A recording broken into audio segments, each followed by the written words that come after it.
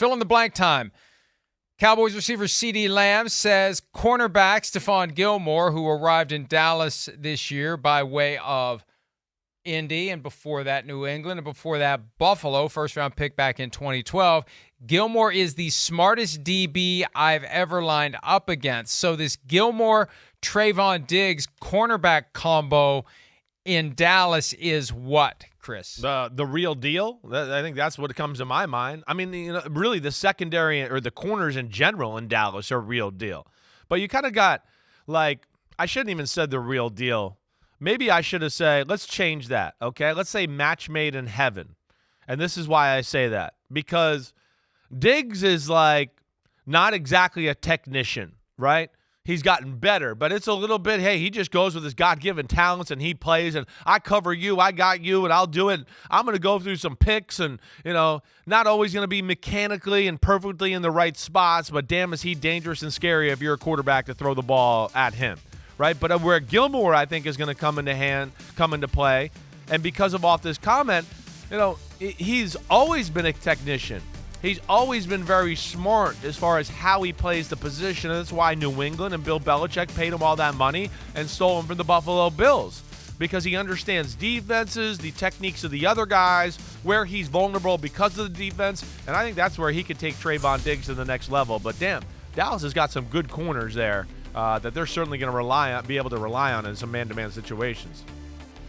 I mean, that's what I was thinking. Right pairing at the right time. At a time in Trevon Diggs' career where he could benefit from the cerebral nature of Stefan Gilmore's game. So it's not boom or bust. It's not interception or give up a touchdown. Right. There's a way you can still make the play on the ball without putting yourself in a position where if you don't get it, the guy is going to keep going the other direction. And maybe just by watching, emulating, learning from, listening, just soaking up the atmosphere around Stefan Gilmore, that makes Trevon Diggs even better. Gilmore, the Defensive Player of the Year, I believe in 2019 in the entire National Football League when he was with the New England Patriots. All right, Brandon Aiyuk, 49ers receiver, says, I do feel like I'm going to take off this season. If Brandon Aiyuk takes off, as he vows to do, the 49ers offense, blank. Is unstoppable. I mean, that's kind of how I look at it. He doesn't even need to take off, and I'm borderline there. Well, we get a year like last year was borderline taking off, right? Over 1,000 yards, 78 receptions. He did some damn good things, but I think they see something in him to go, whoa, this could go to another level where it's like, wait, are you going to double Brandon Aiyuk or are you going to double Deebo Samuel? They've yet to get them in a year together where they're both just all systems go. We are unbelievable and unstoppable. So if they can get those two, and we know Deebo Samuel is, a man that's on a mission. And then you got Kittle and McCaffrey, and then the Shanahan creativity and everything off of that and their run game. I mean, wow. Yeah, that would be a phenomenal blue chip for this offense to have. Brock Purdy, Sam Darnold, whoever's playing quarterback. If Brandon Aiyuk and Deebo Samuel both have their A-plus game going during this season.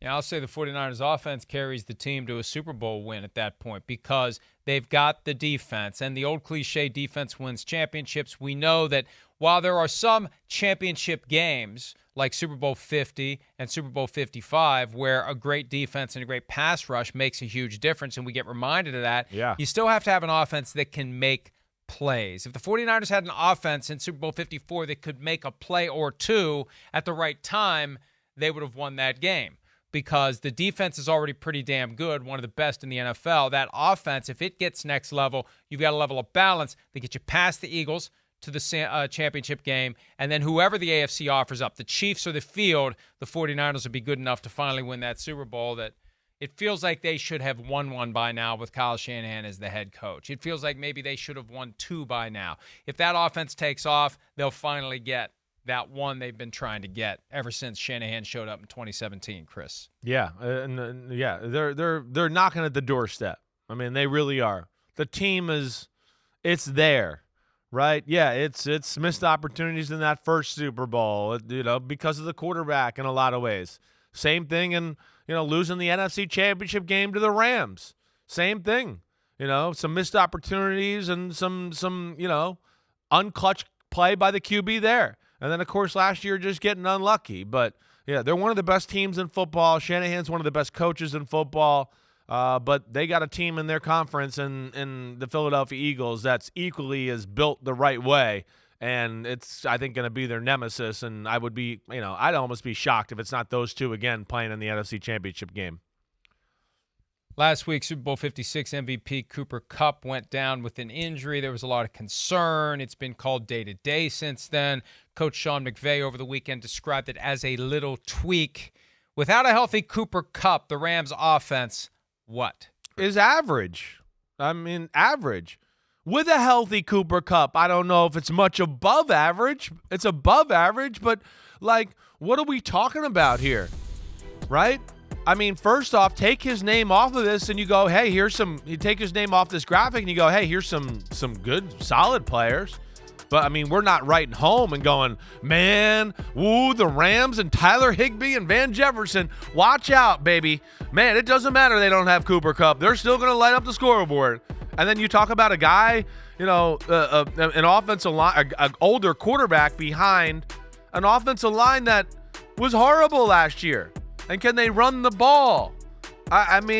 The offense is going to be situated around Cooper Kupp, and if they don't have Cooper Kupp, there's going to be a trickle-down effect to where it's just going to make them that less effective. So they need him. We know that. They're a team that was very top-heavy at one point, and now they're not very top-heavy, and they need those stars to come through and play good in a big way.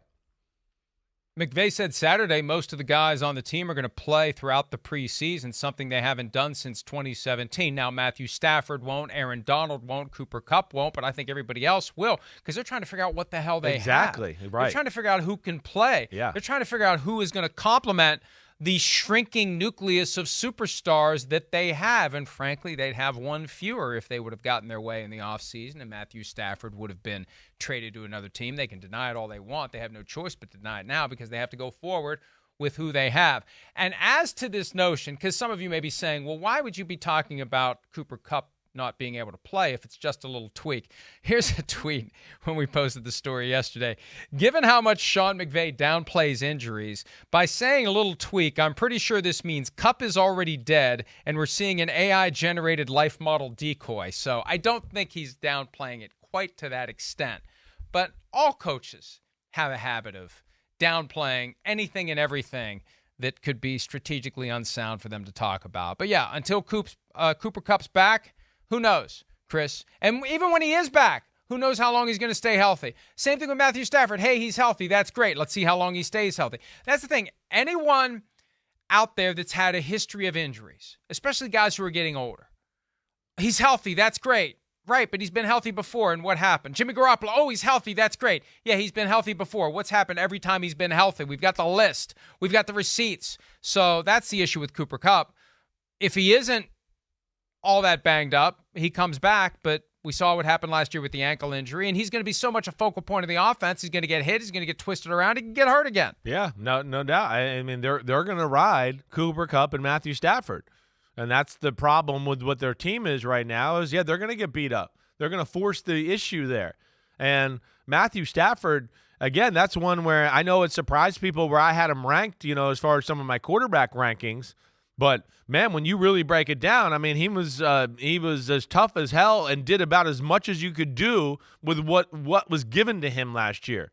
It was bad. It was unbelievable to see a team that won the Super Bowl kind of fall like that quickly. We haven't seen that. And, it'll be interesting to see how they bounce back this year. When all that stuff dusted up a few weeks ago about the Rams and Matthew Stafford, and did they try to get him to restructure his contract and take less money? Yeah. Kevin Demoff, the COO, said, no, we never talked to him about that. And then Stafford said, yeah, they did talk to me about it. Somebody I know in the league, and this was said 90% in jest, but basically said their only way out of this now is to hope he looks at his offensive line and says, good Lord, and retires.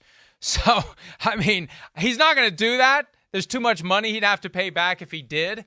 But it just feels like they have a really tough road back to contention in L.A. The only thing that benefits them, Chris, Eagles, 49ers are the two best teams by far, and then it's kind of everybody else. You could throw the Seahawks and Cowboys into the second cut. Yeah. There's 3 playoff spots wide open this year in the NFC. Yes, there is. There is. And that's where we don't know where. We got a lot of teams with, we could see some potential. I mean, hey, the Giants are better. We talked about the NFC South, and the Saints only got one. There's only one quarterback in the NFC South that's proven. The NFC North, we got the Lions, But damn, it was the worst defense in football last year. And it was, end of the season run by them. Can we expect them to answer the bell?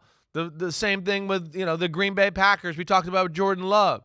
We know your Minnesota Vikings were Fugazi-ish last year. So that's where the NFC is. It's hard to figure out the 7 that are going to be in the playoffs. Yeah, we know 2 or 3, but after that, like you said, it's up for grabs. Jason Garrett got me all excited about the defense being a lot better with Brian Flores. So I don't know. Maybe they're going to be less Fugazi-ish, and we're going to see less ish on the field when it's time for the defense to play this year. But we'll see. We'll have another day to talk about that. Jason Garrett also suggested I see a psychiatrist about my ongoing Vikings affliction. I concur, doctor. I concur. I think you should as well. Hi, it's Mike Florio. Thanks for watching PFT on YouTube. Hit subscribe for the latest news and analysis from Pro Football Talk.